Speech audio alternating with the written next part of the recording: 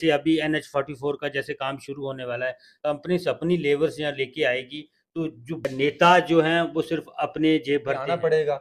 Leader का पीछा छोड़ दो। मैं आज भी आपको कहता हूँ, लीडर किसी का सगा नहीं है। लीडर किसी का सगा नहीं है, वो किसी की कोई जात धर्म नहीं होता। वहां के लोगों को दलाल ढूंढेंगे ना, वहां के दलाल ढूंढोगे ना। हाँ। यहाँ के जो दलाल मिल चुके हैं इनसे, उनको पता है दिल ना उम्मीद तो नहीं, नाकाम ही तो है। लंबी है गम की शाम, लेकिन शाम ही तो है। हमारे युवा जिस दिन सड़कों पे आ गए ना, ये लीडर आपको तितर असल में बितर मुबारक किसको देनी चाहिए, ये क्यों नहीं जानती जनता, आखिर पीछे रहते हैं हमेशा। देखिए, जब से 370 और खुद सीएम अमरदुल्ला जो एनसी को लीड करते हैं, वही बोलते हैं हमारे पास कोई पावर नहीं है, तो वो कैसे इतना बड़ा प्रोजेक्ट अप्रूव करवा सकते हैं? वही है। लेकिन ये आप भी जानते हो, जम्मू कश्मीर की हर एक जनता और हर एक बाशिंदा जानता है कि जेएंडके में इस टाइम एक एमएलए की इतनी पावर है, जजमेंट है। एक पहले राइट टू प्रॉपर्टी हमारा फंडामेंटल राइट था, लेकिन अब तो वो फंडामेंटल राइट नहीं रहा। जो युवा है ना, काफी परेशान है काम को लेकर, बेरोजगारी इतनी ज्यादा बढ़ गई है। क्या वरिंदर जी, अगर हमारे युवा इतनी जो 80% हमारी आबादी इंडिया की 70% युवाओं की है, क्या वो अगर रोड्स पे आ जाएं तो क्या हमारी एडमिनिस्ट्रेशन? नमस्कार, आप देख रहे हैं पहाड़ी एक्सप्रेस न्यूज, मैं हूं वीडियो वीरेंद्र। आज NH-44 को लेकर आपसे कुछ बात करेंगे और कुछ सवाल पूछेंगे। हमारे साथ जुड़े हैं आज सोशल एक्टिविस्ट मिस्टर अखिल देव सिंह जी। पिछले 2 दिन से हम देख रहे हैं सोशल मीडिया पे काफ़ी ज़्यादा बधाइयाँ दी जा रही हैं कॉन्स्टिट्यूंसी गुलाबगढ़ की तरफ, और कॉन्स्टिट्यूंसी हमारी जो अरनास पोनी रियासी वाली जो कॉन्स्टिट्यूंसी है, यहाँ के विधायक और गुलाबगढ़ के विधायक जो हैं, इनको काफ़ी सारी बधाइयाँ दी जा रही हैं। एक तरफ कहते हैं उन्होंने लाया, एक तरफ कहते हैं इन्होंने लाया। आखिर किसने लाया? इसी पे हम चर्चा करेंगे आज। सबसे पहले अखिल जी, स्वागत है आपका पहाड़ी एक्सप्रेस न्यूज़ में। जी शुक्रिया, मैं आपका शुक्रिया अदा करूंगा जो आप टाइम टू टाइम लोगों की अपडेट लेते हैं। तमाम मेरी पहाड़ी एक्सप्रेस न्यूज़ की जितनी भी टीम है, उसकी तरफ से मैं आपको बधाई देना चाहता हूँ कि NH-44 जो कटरा से लेकर गुलाबगढ़ तक वाया श्रीनगर तक साइड ना, हाँ, ये कुलगांव टच करेगा यहाँ से। पहाड़ी एक्सप्रेस न्यूज़ के माध्यम से मैं उनको बधाई देता हूँ। NH-44 का जो काम बहुत जल्द शुरू होने वाला हो, और इसी पे चर्चा कर रहे हैं कौन बधाई के लायक है और किसको देनी चाहिए, किसको नहीं देनी चाहिए। इसी पे चर्चा करेंगे आज। अखिल जी क्या कहेंगे सबसे पहले जो ये NH-44 के बारे में? देखिए, सबसे पहले तो मैं कंग्रेचुलेट करूंगा हमारी जो रियासी की जितनी भी आवाम है, पूरे रियासी की, चाहे वो अरनास की हो, चाहे रियासी की हो, चाहे इस इधर की बेल्ट जितनी भी है, जहाँ से कटरा से लेके जो भी इस प्रोजेक्ट में जिस जहाँ जहाँ का नाम मेंशन है, उन सभी जगह के लोगों को मुबारक है, कंग्रेचुलेशंस है। क्यों इतना बड़ा प्रेस्टिजियस प्रोजेक्ट जो अप्रूव हुआ है हमारे रियासी के लोगों के लिए, कटरा के लिए, गुलाबगढ़ और मोहर, अरनास सभी लोगों के लिए ये बहुत एक बड़ा प्रोजेक्ट है। इसके लिए मैं सभी लोगों को कंग्रेचुलेट करूंगा। कटरा से लेकर गुलाबगढ़ ये 4 लेन का काम तो कल होना ही होना है। एक तो ये डीपीआर जो बनेगी इसके फायदे हैं। वरिंदर जी, मैं आपको बताना चाहूंगा कि जब हम उधमपुर वाली साइड से कश्मीर जाते हैं तो आपको पता बहुत टाइम लगता है। एक तो वो ऑल वेदर कनेक्टिविटी नहीं है, कभी रोड्स, कभी स्लाइड्स, कभी बारिश होने की वजह से मतलब काफी रुकावटें आती हैं वहां से कश्मीर जाने में। चलो अभी तो ट्रेन लगी है, लेकिन फिर भी जो रोड रोड से ट्रैवल करते हैं बाय रोड, उनको बहुत अड़चने आती हैं। अब ये वाला रूट बन जाएगा अगर, तो जहां से आप मान के चलो जम्मू से हमारा इधर 70-80 किलोमीटर है, इधर से अगर हाईवे बनेगा, मैं आपको बोलता हूँ कि ज्यादा नहीं तो 5-6 घंटे का स्पैन आपका कम होगा, और ये सबसे शॉर्टेस्ट रूट बनेगा। क्योंकि हमारे मैप में जो गुलाबगढ़ का एरिया, वहां से जो गुलाबगढ़ की पहाड़ियों की दूसरी तरफ साउथ कश्मीर का जो कुलगाम डिस्ट्रिक्ट है, जहाँ पे हमारी शिव यात्रा भी जाती है, वो एक प्रेस्टिजियस प्रोजेक्ट है, वहां पे टच होगा। इससे हमारे लोगों को काफी फायदा होगा, चाहे वो इकोनॉमिकली हो या चाहे हमारी वो अनएम्प्लॉयड यूथ हो, उनको ये बहुत ही फायदा देने वाला प्रोजेक्ट है। यही मैं क्या कि मैं आपसे ये बात करूं। लेकिन असल में मुबारक किसको देनी चाहिए, ये क्यों नहीं जानती जनता आखिर? हमारे जो रोडवेज मिनिस्टर हैं पूरे इंडिया के, नितिन गडकरी जी, जो विजनरी लीडर हैं, मैं उनको इसका क्रेडिट उनको दूंगा। जो हमारे जब से वो मिनिस्टर बने हैं, तो आपने देखा होगा कि इंडिया एक उस लेवल पे पहुंच गया है कि चाइना और अमेरिका की कंपैरिजन में हो गया है। क्योंकि रोज का डे बाय डे का इंडिया 100+ से ज्यादा रोड हाईवे बना रहा है, जब से नितिन गडकरी जी हमारे रोडवेज के मिनिस्टर बने हैं। ये फुल एंड फुल रोडवेज के मिनिस्टर हैं, वर्ल्ड वाइड फेमस लीडर हैं, मैं उनका ये क्रेडिट उनको दूंगा। हाँ, ये जरूर बात कहेंगे कि ये प्रोजेक्ट हो सकता है 2008 या 2014 में जहां की सरकार ने आगे दिया हो, वो मैं बोल नहीं सकता, लेकिन ये क्रेडिट जो है वो सिर्फ और सिर्फ सेंट्रल मिनिस्टर जो हमारे रोडवेज के हैं उन्हीं को जाता है। एमएलएस तो जो कॉन्स्टिट्यूंसी के होते हैं वो तो बोलेंगे कि हमने लाया क्योंकि एट अ टाइम वो ही है। लेकिन ये आप भी जानते हो, जम्मू कश्मीर की हर एक जनता और हर एक बाशिंदा जानता है कि जेएंडके में इस टाइम एक एमएलए की कितनी पावर है। ये आपने देखा ही होगा, 2-3 दिन पहले डेमोलिशन ड्राइव जो हुई, वहां पे एक जो फॉरेस्ट मिनिस्टर को ये नहीं पता कि मेरे फॉरेस्ट की लैंड पे क्या हो रहा है क्या नहीं हो रहा है, कहाँ पे डेमोलिशन हो रही है। आप ये खुद सोचिए, ये तो एक बहुत बड़ा प्रेस्टिजियस प्रोजेक्ट है, इसकी तो आप बात ही रहने दो कि ये स्टेट गवर्नमेंट ने लाया या स्टेट के किसी ने एमएलए ने लाया। अखिल जी, इससे पहले आपने कभी सोचा होगा कि कोई मिनिस्टर इतना बड़ा काम देगा, वो भी हमारे जम्मू कश्मीर और खासकर डिस्ट्रिक्ट रियासी के लिए इतनी बड़ी सौगात?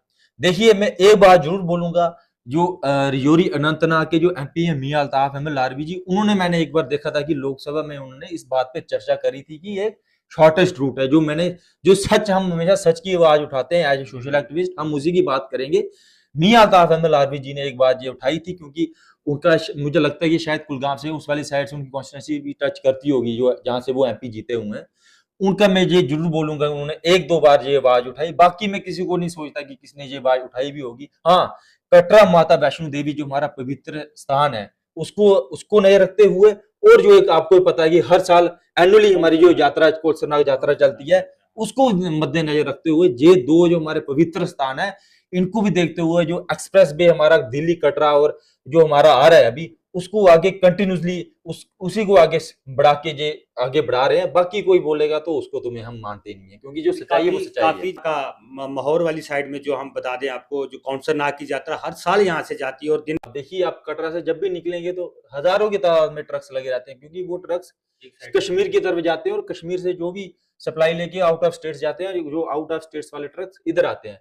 जब ये हाईवे अगर बन जाएगा तो वो वाली कनेक्टिविटी भी होगी, और जो टूरिज्म के हिसाब से भी हम देखें, जो लोग टूरिज्म के हिसाब से हर साल कश्मीर जाते हैं, इस वाले पैस से वो इजिली 5-6 घंटे का जो सफर उनका कम होगा ही होगा, और वो जल्द से जल्द कश्मीर पहुंचेंगे। और अब तो ट्रेन भी चल गई है, लेकिन उसका भी फायदा होगा। लेकिन जो जिन्होंने रोड्स के हिसाब से या जो हमारे टूरिज्म के हिसाब से जिन्होंने जाना होगा, उनके लिए बहुत अच्छी वो है। और साथ में डिफेंस के पॉइंट ऑफ व्यू से मैं बोलना चाहूंगा, क्योंकि कई बार हमारे, आपको पता है कश्मीर के कैसे हालात होते हैं, कई बारी भी पॉइंट ऑफ व्यू से ये बहुत ही अच्छी एक सौगात जो हमारी ये प्रेस्टिजियस प्रोजेक्ट जो सेंटर ने अप्रूव करा है, इसके लिए मैं सेंटर गवर्नमेंट का आभारी हूँ।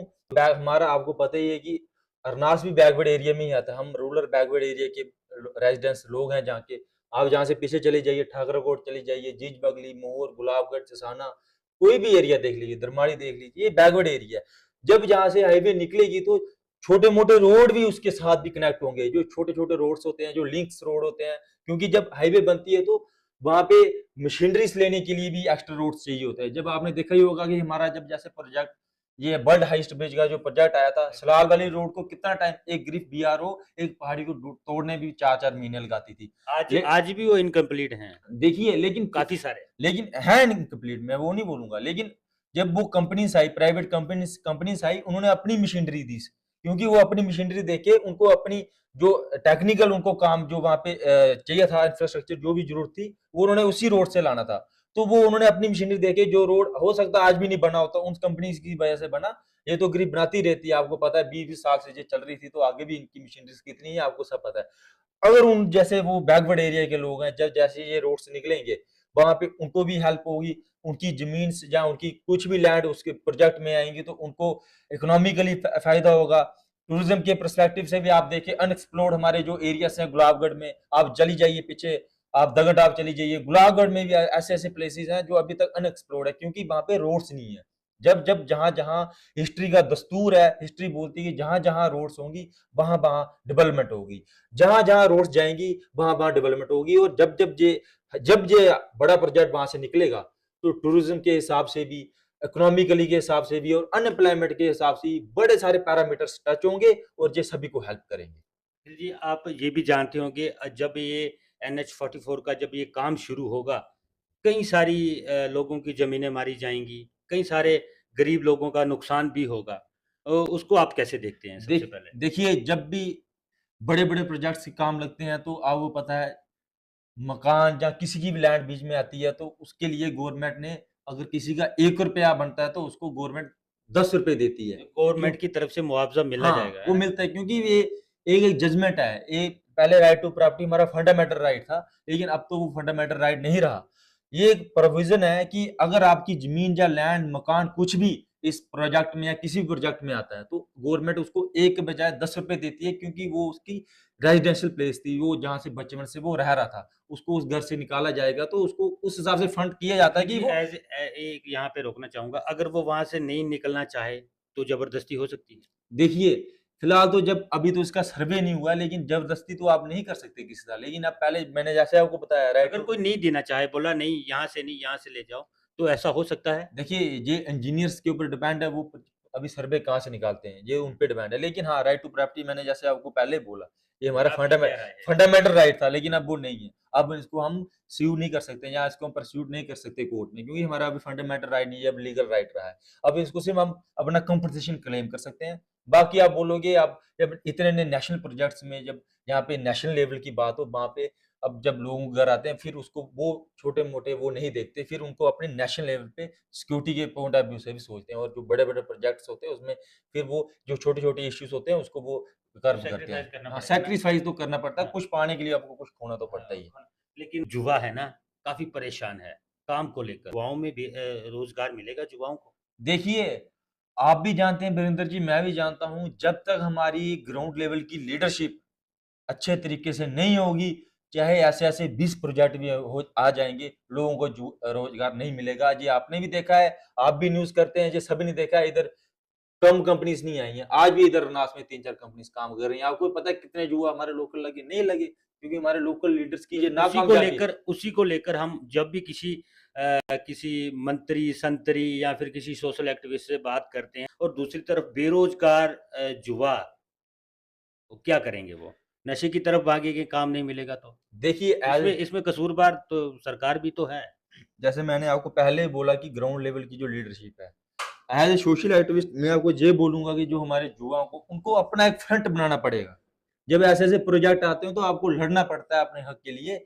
घर पे आप कमेंट्स पे या फेसबुक पे टिप्पणी करके आप अपना रोज़गार नहीं ले सकते वीरेंद्र जी। ये इधर से अंग्रेज़ों को भगाया था, ग्राउंड पे लड़ के लोगों ने खून दिया था तो उनको आज़ाद, उसके लिए आपको एक मंच में, एक पटल पे आना पड़ेगा, फिर जाके हमारी आवाज़ सुने। बोलते हैं एक उँगली तोड़ने में टाइम लगता है, लेकिन जब यही उँगली 5 उँगली मिलके मुट्ठी बनती है, तो उसको कोई तोड़ नहीं सकता। वही मैं आपको ये बताऊँगा। आपकी बात सही है।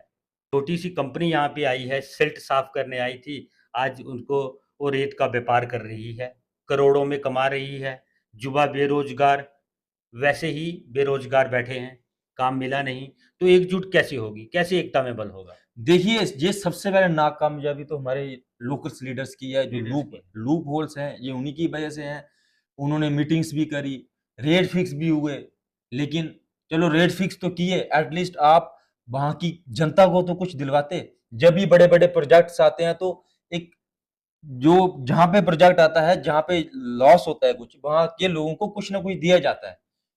कुछ एक्स्ट्रा चीज़ दी जाती है, कुछ ना कुछ उनको एडजस्ट किया जाता है। आप भी जानते हैं जब एनएचपीसी जहाँ पे आया था, तो लोग लगे थे उसमें। लगे थे। आज वो उस टाइम वो 20-20, 30-30 रुपए पे लगे थे। आज वही लोग 1-1 डेढ़-डेढ़ लाख ले रहे हैं। ले रहे हैं। वो लोग लगे थे तो उनको आज मिला।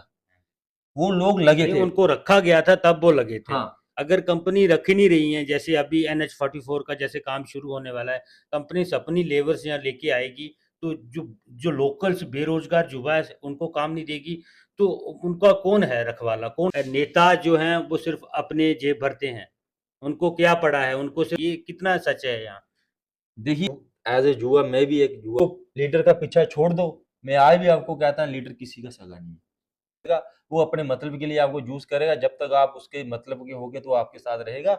जब आपका मतलब क पूरा हो जाएगा, लीडर आपको टाँग मार देगा, आपको पता भी नहीं चलेगा कि हम कहाँ आ गए। मैं इसलिए आज इस मंच से ये बात क्लियर करूँगा प्राथमिकता से कि जो भी आवाज़ है खुद उठाओ, अपनी आवाज़ खुद उठाओ, सोशल मीडिया के प्लेटफ़ॉर्म से। जब सोशल मीडिया की ज़रूरत हो तब, जब आपको ग्राउंड पे आना पड़े, आपको ग्राउंड पे भी आना पड़ेगा। आपको लड़ना पड़ेगा। आप जानते होंगे जब हमारा प्रोजेक्ट ओडी वाला आया था तो लोगों ने वहाँ पे लड़ा। वहाँ के लोग आप देखते थे कितने कितने जंगल होता था। अब वहाँ के लोगों ने लड़ा, वहाँ अपने हक के लिए लड़े लोग। आज वहाँ के लोगों के लिए कुछ सुधार आया। एजुकेशन में या कुछ भी उनके पास जब पैसा आया तो उन्होंने एजुकेशन को भी परस्यू किया, सब कुछ हुआ। लेकिन जब लड़े, आप बोलोगे हम सिर्फ बैठे रहेंगे, लीडरों को देखेंगे सिर्फ। लीडर देखिए, लीडर लीडर है, लीडर की कोई जात धर्म नहीं होता।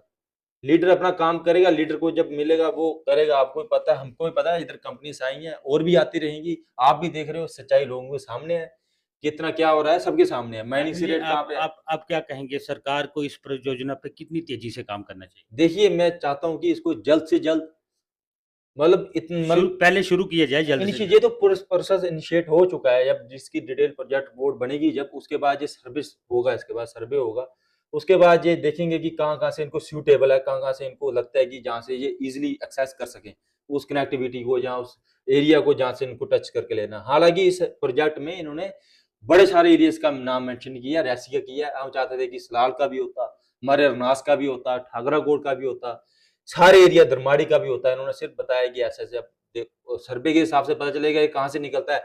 हम अगर तो चाहते अगर हैं, अगर यही एनएच 44 का काम शुरू होगा और फिर जाके कंप्लीट होगा, आने वाले समय में कई सारे लोग वाया रियासी से निकलते हुए, महोर से निकलते हुए श्रीनगर को जाएँगे, अमरनाथ को जाएँगे। के जो लोग वहाँ पे जाएँगे, वो भी ईज़िली एक्सेसिबल हो, उनको ईज़िली हो पाएगा। क्योंकि कि जब वो एक वर्चुअली मीटिंग करते हैं, जब वो वीडियो कॉन्फ्रेंसिंग करते हैं, सीएम्स को जितने भी स्टेट्स के होते हैं, चाहे वहाँ पे बीजेपी की सरकार हो ना हो, वो सीधा वहाँ पे पूछते हैं, आप सिर्फ हमें एनओसी क्लियरेंस से लाके दो, फॉरेस्ट की या जो भी जो कोई रुकावट आती काम है। जितना हाँ, मर्ज़ी बड़ा हो, काम जितना मर्ज़ी हो, वो पैसा जितना मर्ज़ी लग जाए। करोड़ों अरबों के हिसाब से वो ऑन डिमांड वो बोलते हैं, जितना मर्ज़ी प्रोजेक्ट हो, वो उसी टाइम उसका वो एश्योरेंस करके वो हल करवाते हैं। वो इतने क्रेडिबल और अकाउंटेबल, हमारे जो रोडवे मिनिस्टर हैं, वो नितिन गडकरी जी हैं, मैं उनको क्रेडिट दूँगा।